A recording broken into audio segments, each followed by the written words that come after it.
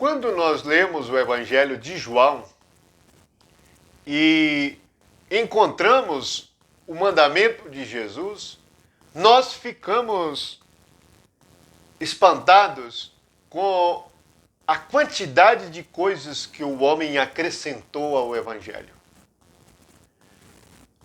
É tanta coisa que nos deixa perplexo, assim como Paulo ficou perplexo pela mudança dos Gálatas. Eles mudaram da graça de Cristo para a lei, e assim o Evangelho se tornou outro Evangelho. Há de se perguntar, quantos evangelhos existem hoje? Muitos evangelhos. Isto é, tem muita gente falando no lugar de Jesus, falando no lugar de Deus, falando no lugar do Espírito Santo e produzindo uma obra que é terrena, carnal, natural. Não é uma obra espiritual nem sobrenatural. O Evangelho é algo sobrenatural. Se alguém lê o livro de Atos com atenção, os Atos dos Apóstolos são exatamente uma única coisa: os Atos do Espírito Santo. E a transição da religião judaica para a graça de Deus e a presença do Espírito é algo maravilhoso. Toda instrução é espiritual, isto é, vem do Espírito Santo. Quando a instrução é carnal, o que resta é a organização religiosa humana. É hierarquia humana. É homem dominando homem. Crentes dominando crentes. Dando nome, escolhendo o que fazer na igreja. Mas observe que em João, capítulo 16, no versículo 17, Jesus faz um resumo do seu mandamento.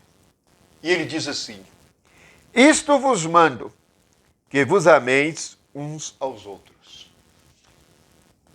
Creio que muitos não têm se conformado com isto, ou nem compreendido bem que amor é este.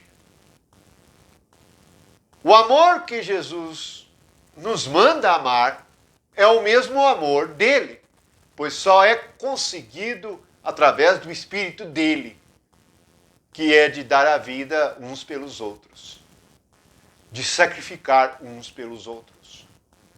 Até quando ou até que ponto nós estamos dispostos a dar a nossa vida pelos irmãos, uns pelos outros?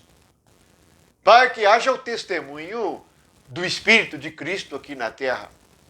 Para que a igreja tenha um testemunho forte e verdadeiro e a nossa luz brilhe diante dos homens e sejamos o sal da terra, devemos amar como Jesus amou. Isto é, sacrificando a sua própria vida. Isso implica em não fazermos o que queremos, nem o que pensamos, nem o que achamos, nem o que a nossa emoção determina. Se nós permitirmos, a nossa carne vai determinar tudo o que nós fazemos e de modo ditatorial.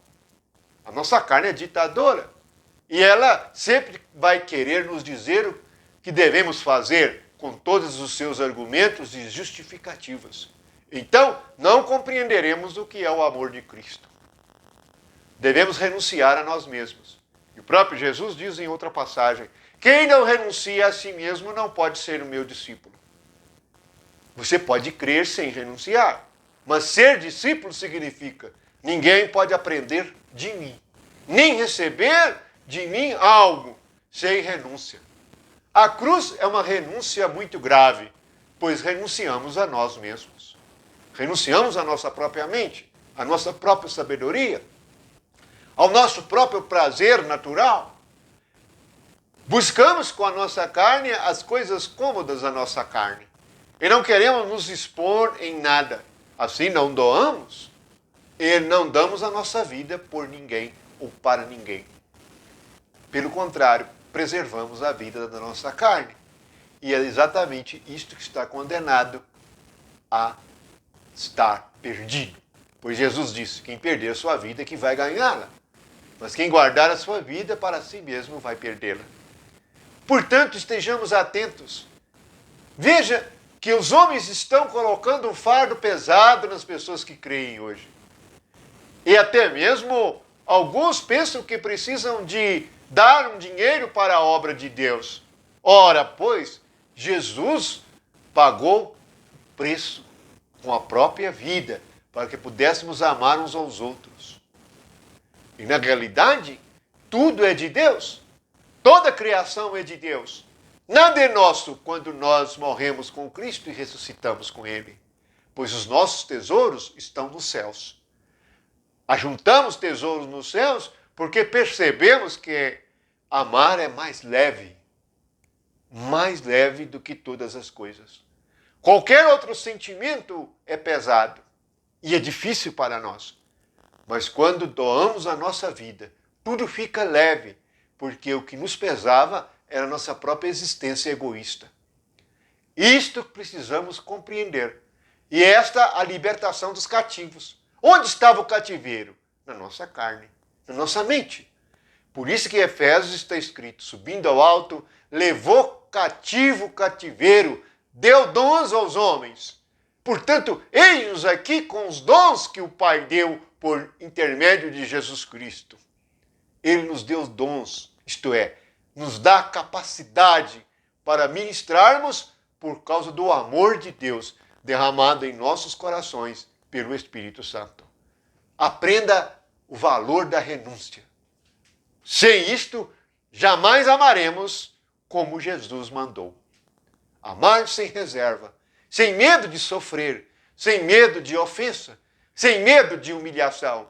Jesus não teve este medo. Jesus se sujeitou a tudo e a todos. E a morte de cruz, para que pudesse vencer o orgulhoso, vencer a sabedoria do alto, vencer o homem carnal, e assim pudéssemos ser agora espirituais, por meio do Espírito Santo, que nos foi dado por Jesus Cristo. Louvado seja o nome de Jesus.